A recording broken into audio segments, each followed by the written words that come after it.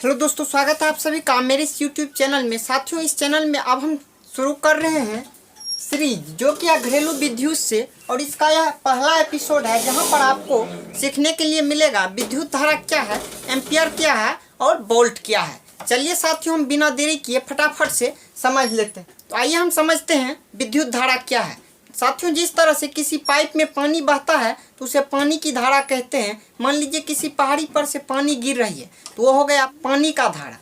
इसी तरह से यदि हम किसी पाइप में पानी को बहाएंगे तो वो भी पाइप में पानी का धारा कहलाएगा। उसी तरह से किसी तार में जब हम इलेक्ट्रॉन्स को बहाएंगे तो वो विद्युत धारा होगा।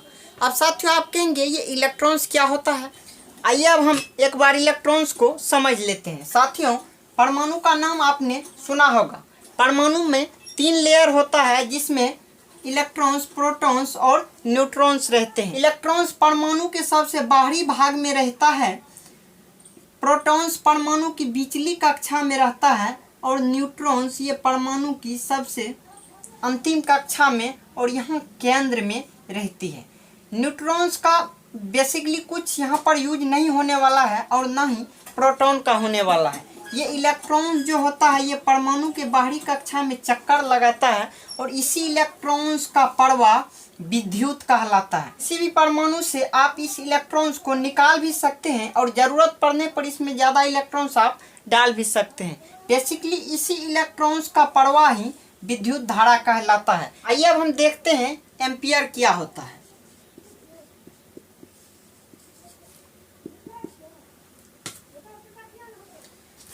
तो साथियों, एम्पियर बेसिकली इलेक्ट्रॉन्स, ये जो परमाणु के बाहरी भाग में इलेक्ट्रॉन्स होती है इसी की संख्या होती है, यानी कि इलेक्ट्रॉन्स का मात्रा ही एम्पियर कहलाता है।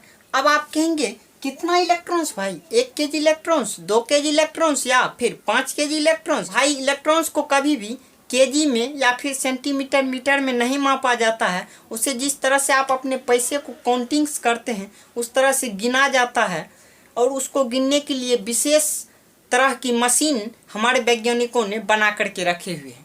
तो अब देख लेते हैं 1 एम्पियर में कितना इलेक्ट्रॉन्स होता है। तो भाई 1 एम्पियर में 6.25 गुना 10⁻18 इलेक्ट्रॉन्स होते हैं। ये तो लिखने का वैज्ञानिक पद्धति हुआ। शायद बहुत सारे मित्रों को यह समझ नहीं आया होगा कि इतना इलेक्ट्रॉन्स क्या होता है। साथियों, इतना इलेक्ट्रॉन्स को आप समझिए ऐसे कि 625, इतना तो आप जानते हैं, और इस पर 1 सौर्य 0 समझते हैं ना, 16 ठो शून्य इस पर जब हम रख देंगे इस तरह से, ज़्यादा भी हो जाए तो आप मैनेज कीजिएगा, कम भी, क्योंकि मैंने बोल दिया हूँ कि यहाँ से यहाँ तक 16 ठो शून्य होना चाहिए और इतना इलेक्ट्रॉन्स ही 1 एम्पियर धारा कहलाएगा। आशा आप 1 एम्पियर धारा को समझ गए होंगे। तो साथियों, किसी तार में इतना इलेक्ट्रॉन्स हम डाल तो दिए, लेकिन इस डाले गए इलेक्ट्रॉन्स को अब आगे कौन ले जाएगा भाई।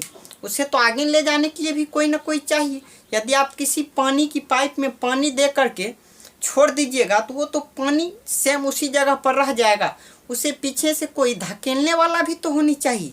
उसी तरह से इलेक्ट्रॉन्स को जो धकेलता है, जो फोर्स काम करता है, उस फोर्स को हम वोल्ट कहते हैं। और वह वोल्ट हमारे घरेलू विद्युत की जो होती है वो 220 वोल्ट से लेकर के 440 वोल्ट के बीच होती है। और इसी वोल्ट के बीच खास करके हमारे इंडिया में हर एक इंस्ट्रूमेंट चलता है जो कि हमारे घर में लगी होती है। बेसिकली तो हम इसी चीज़ को पढ़ेंगे, कितना वोल्ट हमारे घर में होती है। और इस वीडियो का मुख्य पर्पस भी यही है, आपको घर की वायरिंग सिखलाना।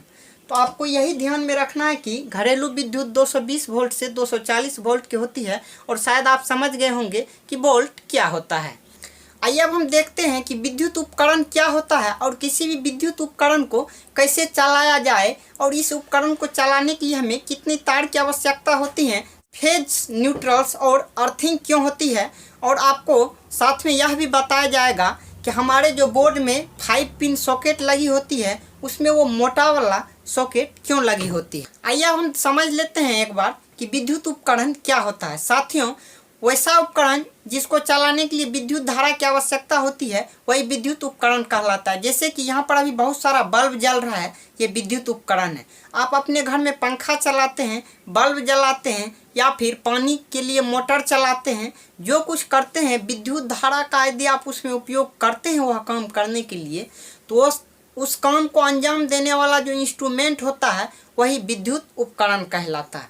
अब विद्युत उपकरण को चलने के लिए कम से कम 2 फेज की ज़रूरत होती है। आइए अब हम समझने की कोशिश करते हैं। आपको पता होगा कि जब आप अपने घर में बिजली का कनेक्शन लेते हैं तो बिजली इंजीनियर जो भी आता है, मिस्त्री, वो पोल पर से आपको 2 तार का कनेक्शन देते हैं, अर्थात एक फेज का कनेक्शन देते हैं और एक न्यूट्रल का कनेक्शन देते हैं। और ये फेज और न्यूट्रल्स क्या होता है आइए हम देखते हैं। यहाँ देखिए ये एक बिजली की खंभा है और यहाँ पर से हमारे घर में 2 तार जाती है। ये काला को न्यूट्रल समझिए और इस ब्लू को आप फेज समझिए। इस तरह से 2 तार जाती है जो कि हमारे मीटर में इनपुट होती है और उसके बाद हमें यहाँ से आउटपुट मिलती है 2 फेज का, यानी एक फेज का और एक न्यूट्रल्स का। और इसी 2 तारों से हमारा घर का सारा विद्युत इंस्ट्रूमेंट चलता है। अब आप कहेंगे कि भाई विद्युत उपकरण को चलने के लिए इस तरह से 2 फेज की ज़रूरत क्यों होती है। आइए अब हम देखते हैं विद्युत इंस्ट्रूमेंट को चलने के लिए 2 तार की आवश्यकता क्यों होती है और यह दोनों तार क्या क्या होता है। साथियों, विद्युत इंस्ट्रूमेंट को चलाने के लिए 2 तार होती है, जिसमें एक फेज होता है और एक न्यूट्रल होता है। फेज जिसे आप गर्म तार भी कह सकते हैं और न्यूट्रल्स को जिसे आप ठंडा तार कहते हैं। फेज को अक्सर लाल कलर में रखा जाता है जबकि न्यूट्रल्स को काला या फिर किसी अन्य कलर में रखा जाता है। बेसिकली काला ही रखा जाता है। मान लीजिए, आइए अब हम समझते हैं कि विद्युत इंस्ट्रूमेंट को चलने के लिए 2 तार की आवश्यकता क्यों होती है। तो मान लीजिए कि यहाँ कोई विद्युत उपकरण है, मान लीजिए कि एक फ्रिज है। तो इस तरह से फ्रिज है और इसमें यह फेज जाएगा। तो साथियों, फेज जाकर के काम नहीं करेगी। तो उपकरण को चलने के लिए 2 तार की आवश्यकता होती है। जिस तरह से मान लीजिए किसी घर में चोर जाता है चोरी करने के लिए, तो वह पहले यह सोचता है कि हमें बाहर किस तरह से जाना है। तो उसी तरह यहाँ पर जो ये इलेक्ट्रॉन्स का प्रवाह हो रहा है और यह इलेक्ट्रॉन्स इस फ्रिज को चलाने के लिए जा रहा है, तो इस इलेक्ट्रॉन्स को चाहिए कि वह फिर लौटे किधर से।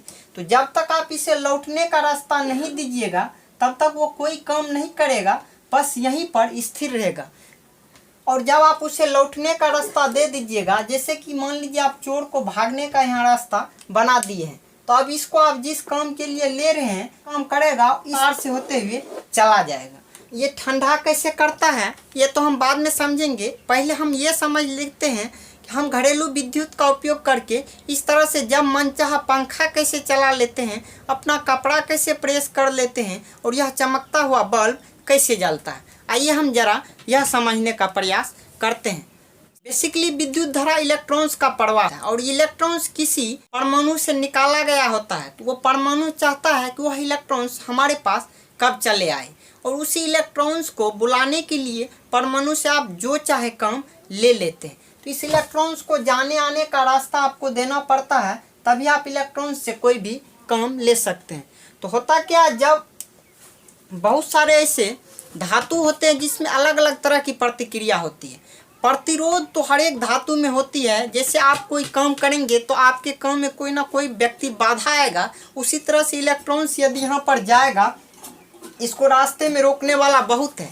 जिस रास्ते से यह जाएगा ये कहेगा कि मैं तुझे नहीं जाने दूंगा और यह अपना बल लगाएगा तब तक जब तक कि इस इलेक्ट्रॉन्स का पावर ज़्यादा उसके बल से न हो जाए, और तभी इलेक्ट्रॉन्स जा पाएगा जब इसके लगाए गए बल से यह बल ज़्यादा हो जाए। और इसी तार के द्वारा जो इलेक्ट्रॉन्स पर बल लगता है वो प्रतिरोध कहलाता है। और इलेक्ट्रॉन्स जो बल लगाते हैं उसे इलेक्ट्रोमोटिव फोर्स कहते हैं। अब हम देखते हैं कि इस प्रतिरोध का उपयोग हम कैसे कभी बल्ब जलाने में कर लेते हैं और कभी विद्युत आयरन में कर लेते हैं। साथियों, होता है दुनिया में बहुत सारी धातुएं हैं और सबका प्रकृति अलग अलग होता है। यदि आप टंगस्टन एक धातु है और टंगस्टन से यदि आप विद्युत धारा को प्रवाहित करेंगे तो वो विद्युत धारा से झगड़ा करेगा और उससे रोकने का प्रयास करेगा और वो अपना बहुत बल लगाएगा, रोकेगा। लेकिन इसके दौरान होगा क्या, जब ही वो प्रतिरोध बनेगा विद्युत धारा का तो उसमें गर्मी पैदा होगी और वह चमकने लगेगा। मतलब ये है कि उस धातु का ऐसा नेचर ही है कि यदि उसमें प्रतिरोध उसमें बहुत ज़्यादा मात्रा में प्रतिरोध है और विद्युत में भी बहुत ज़्यादा मात्रा में यानी कि 220 वोल्ट का पावर है, इलेक्ट्रोमोटिव फोर्स है उसे धक्का देने का। तो वो बहुत ही ज़्यादा बल से उसका विरोध करेगा, जिसकी वजह से बल्ब जलना प्रारंभ हो जाता है। और इसी तरह से जब हम टंगस्टन के धातु में विद्युत धारा को प्रवाहित करते हैं तो वह गर्म होने लगता है और उसका उपयोग हम आयरन में करके अपना कपड़ा प्रेस कर सकते हैं। आशा आपको इतना समझ में आया होगा। अब इससे आगे हम देखेंगे दूसरा एपिसोड में, जहाँ पर आपको यह भी बताएंगे कि आपके घर में जो विद्युत बोर्ड होता है उसमें 5 पिन क्यों होता है और उसका देना क्यों अनिवार्य है और उसका कनेक्शन आप कहाँ कहाँ